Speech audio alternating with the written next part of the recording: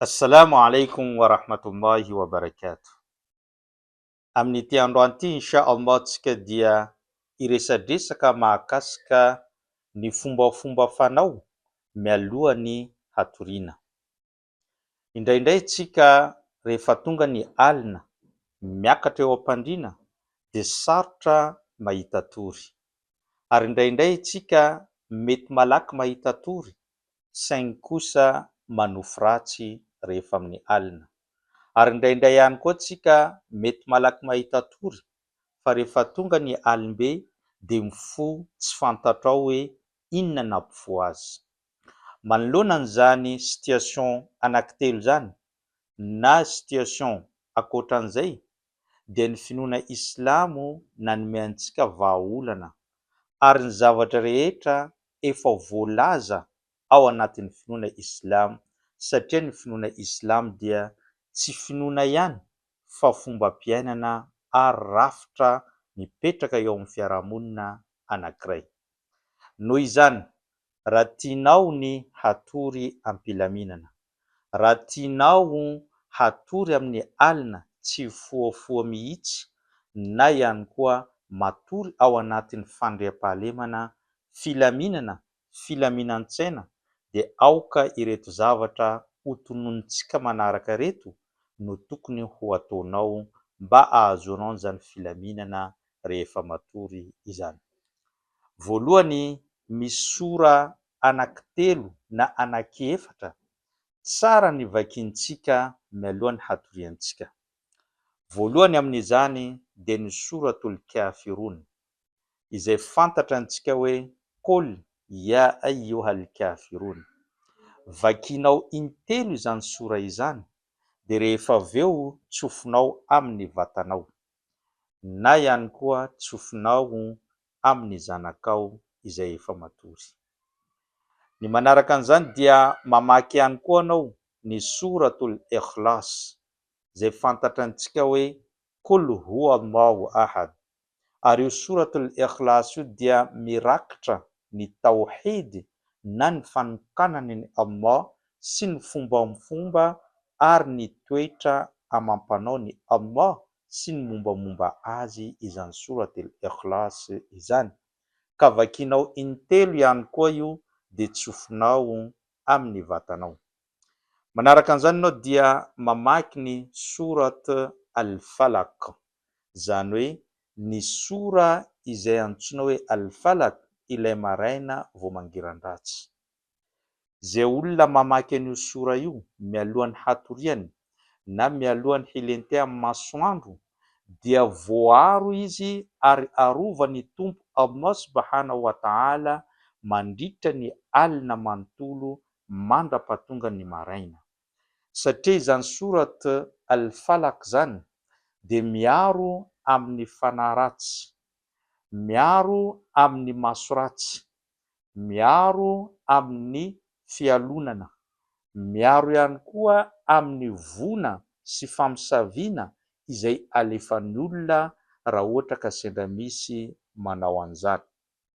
Ka ny fanaratsiana rehetra sy ny famosavina rehetra avy any ivelany dia io sura al-falaq io no miaro anao mandritra ny alina iray manontolo.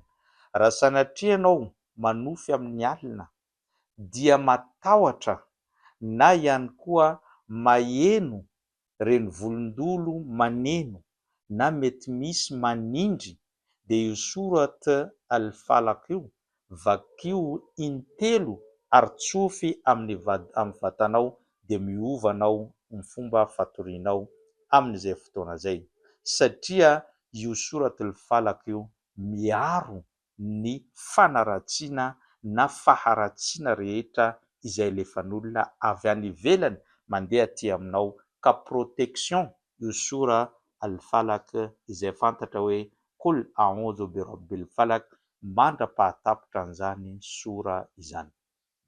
Ny sura manaraka ihany koa tokony vakiantsika dia suratun nas, qul a'udhu bi rabbin nas. Io indray miaro anao amin'ny fanahy ratsy ao anatiny. Raha ohatra ka suratul falaq miaro amin'ireo zavatra ratsy avy any ivelany alefan'ny olona dia ny soratony nasy indray kul audhu birabbin nasy indray miaro anao amin'ny faharatsiana ao anatiny. Indraindray ianao idirany devoly ao anatinao, ao anatin'ny sainao, ao anatin'ny fonao, na ihany koa tonga ny eritreri-dratsy eo aminao, ka io soratony nasy io kul audhu birabbin nasy io vakinao intelo ary tsofinao amin'ny vatanao, dia miala eo aminao ilay eritreri-dratsy sy ny fanahy ratsy izay mety tafiditra ao aminao. Zay no asan'izany sora an-nasy izany. Ary io sora anankiroa kul audhu birabbil falak sy kul audhu birabbin nasy io ilay fantatra amin'ny anarana hoe al-maoudhatainy, ilay mpiaro anankiroa na les deux protecteurs, zany hoe miaro ny olona. Ary mpaminany sallallahu alayhi wa sallama niteny amin'ny hadisy, raha ohatra ka tonga amin'ny alina ka misy olona mamaky an'ireo sora anankiroa ireo dia ampy azy zay mandra-pahatonga ny maraina. Ary raha ohatra indray izy mamaky an'izany sora zany amin'ny maraina aorian'ny sola fajry dia ampy azy zany mandra-pahatonga ny hariva. Izany hoe vakina izy intelo ny maraina ary vakina izy intelo ny hariva mba ahafahany miaro anao mandritra ny tontolo iainanao eto ambonin'ny tany. Manaraka an'izany ihany koa tsika dia mamaky ny ayatul kursi, verset anankiray na andininy masina lehibe indrindra amin'ireo andininy masina rehetra ao amin'ny Korana. Satria izany ayatul kursi izany dia milazalaza ny hery sy tanjaky ny Allah ary ny fahefana rehetra izay eo am-pelantanan'ny Allah. Ka raha ohatra ka misy mieritreritra anao na fanahy ratsy na nofo ratsy, na mieritreritra anao matahotra amin'ny alina, na matahotra anao amin'ny fotoana anankiray, dia vakio io ayatul kursi io fa tsy misy olona na zavaboary hafa mavita manao ratsy anao amin'ny famakiana an'izany ayatul kursi izany. Ary izany rehetrarehetra zany dia nampianary ny mpaminany sallallahu alayhi wa sallama antsika mpino islamo sy antsika olombelona miaina eto ambonin'ny tany, satria ny tanjontsika ny mba hatory am-pilaminana, ny hiaina am-pilaminana, ary ihany koa tsy vitan'izany fa hanao zavatra am-pilaminana eto ambonin'ny tany. Manaraka an'izany, rehefa hatory mihitsy ianao dia mamaky ilay tonom-bavaka vakina mialohan'ny hatory dia le hoe bismika allahumma amutu wa ahya, hoe anao miteny amin'ny anaranao ry tompo Allah ny hafatesako sy ihany koa hivelomako. Mety gaga antsika amin'izany tonom-bavaka izany, fa angaha ny olona andeha hatory, andeha ho faty, eny maty fa fahafatesana kely no andalovantsika rehefa antsika handeha hatory. Ary izay indrindra mahatonga antsika mialohan'ny matory mamaky ihany koa ny shahada la ilaha illallah muhammadur rasulullah.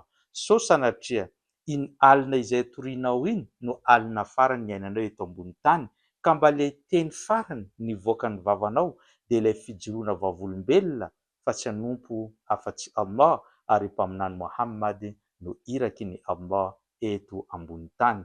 Satria tenenin'ny Allah amin'ny andininy masina anankiray rehefa ny olona handeha hatory dia Allah miteny manao hoe Allahu yatawaffal anfusa hina mautiha wallati lam yamut fi manamiha fayumsiku allati qada alayha al-maut wa yursila al-ukhra ila ajalin musamma. Rehefa tonga hozy izy ny alina handeha hatory ny olona rehetra dia ny fanahy rehetra ampiakarina eo am-pelantanan'ny tompo Allah subhanahu wa ta'ala. Rehefa eo am-pelantanan'ny Allah izany fanahy izany dia misy ireo izay efa maty amin'iny alina iny tezominy Allah any aminy, tsy alefany mandeha ety ambony tany. Fa izay mbola manana anjara kosa ho velona ety ambony tany dia alefany Allah miverina aty izany fanahy izany. Isaky ny alina ny fanahintsika rehetra dia miverina eo am-pelantanan'ny Allah subhanahu wa ta'ala, ka izay tsy naveriny tety ambony tany dia tratry ny fahafatesana, fa izay mbola miverina dia mbola tojo an'izany fahavelomana izany eto ambony tany. Noho izany azadino ny manao an'ireo tonom-bavaka izay voalazantsika ireo, Vakiana izy ireny dia tsofina amin'ny vatantsika. Vakiana ihany koa izy ireny dia tsofo amin'ny zanakao izay efa matory amin'izany fotoana izany.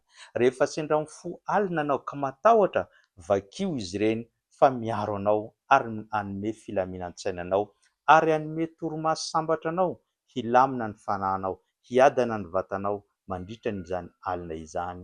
Izay no fampatsiahivana no entintsika teto mahakasika an'izany fombafomba fanao rehefa andeha hatory. Ary farany, rehefa tena hatory ianao dia ny ilanao havanana no tsindrianao amin'izay fotoana izay mialoha ny hatorianao, satria izay no fomba famampanao nampianarin'ny mpaminany sallallahu alaihi wasallam.